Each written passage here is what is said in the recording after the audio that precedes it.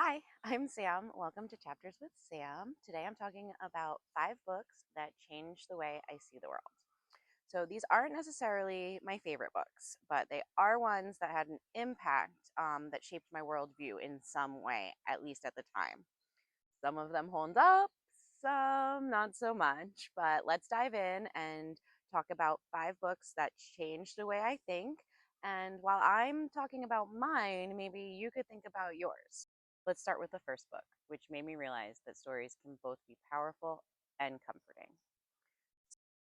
So, when I was in 5th grade, my father got a new job and we had to move from New York to North Carolina. And I lived in the same house for as long as I could remember, and I was very sad about this. And my class in 5th grade at the time was reading A Wrinkle in Time. And it was my first experience with fantasy that takes you out to other worlds and lets you explore other worlds and cultures. And it changed me. I think the combination of the imagination in the book and the time of my life just made it have a powerful impact on me that has stayed with me and kept fantasy as one of my favorite genres for the rest of my life. Let's just say fantasy has been my go to genre ever since. But how it really changed my thinking was because I was moving, it was like a bridge between my old world and my new one.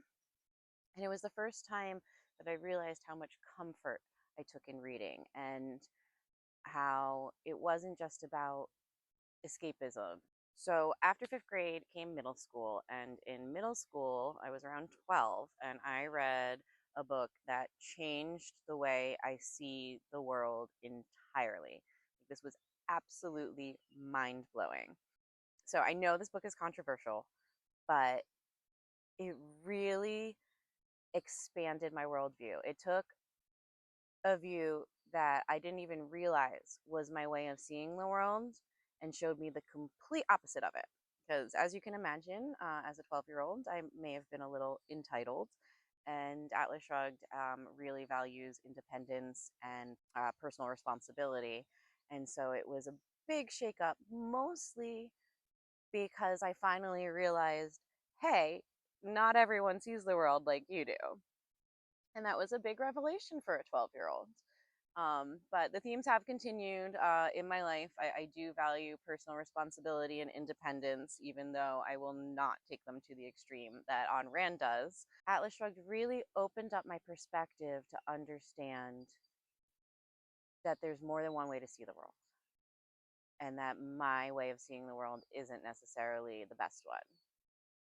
So, on my way into young adulthood, I came across a wonderful, epic fantasy series, which I still love to this day.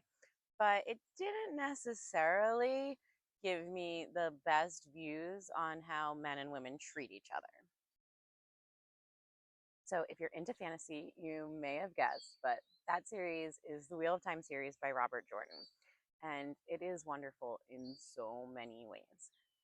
However, as someone who was trying to figure out how to be an adult, the way that men and women treat each other in that book is not an example to follow, which I should have known at that time, but I didn't. And so, in my mind, this is how grown-ups treated each other. It's a bit problematic. They're very condescending about the way the other sex sees things and how much the other sex can get done and who does the really important work.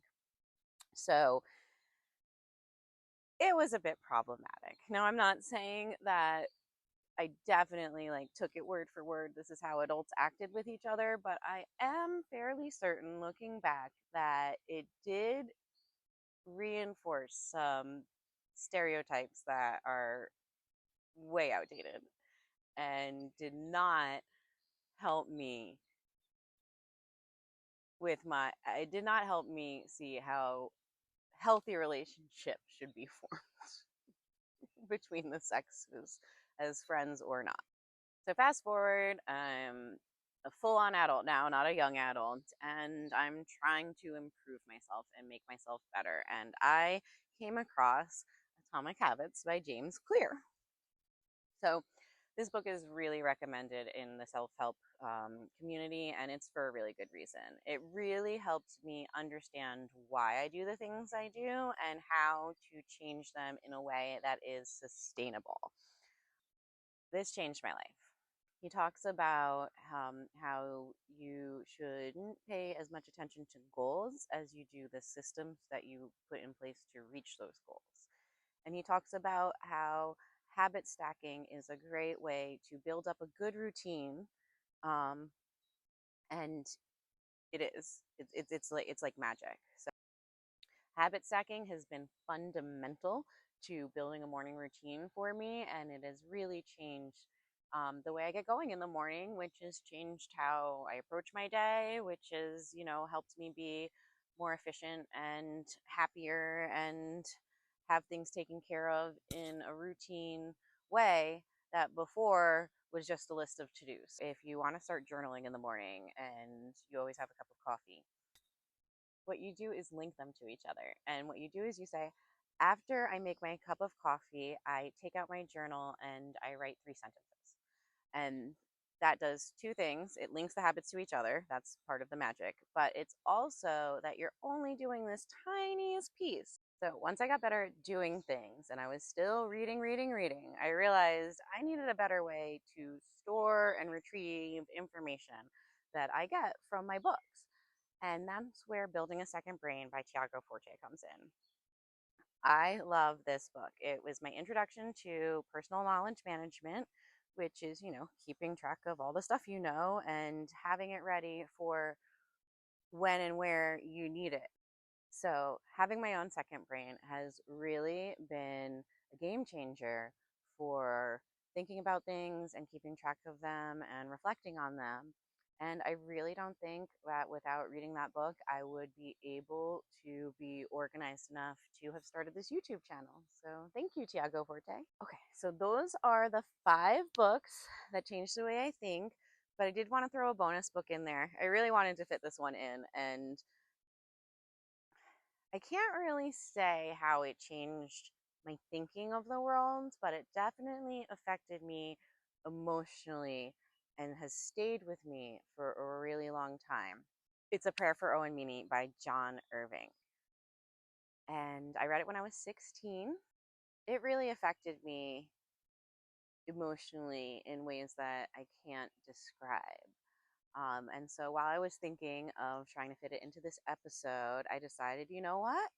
I need to reread this book and use my new annotation process and see if I get the same thing out of it that I did when I was younger, or if I get more out of it, or what. So stay tuned for that, both the annotation process episode and the A Prayer for Owen Meany episode after I've had time to reread and annotate it. So when I look back on all the books I've read in my life, these 5 stand out as ones that have really changed the way I see the world. Did you think of any that changed the way you see the world? Comment it below and I'm going to try to read it. Thank you. I hope you have a great day, and I'll see you on the next chapters with Sam.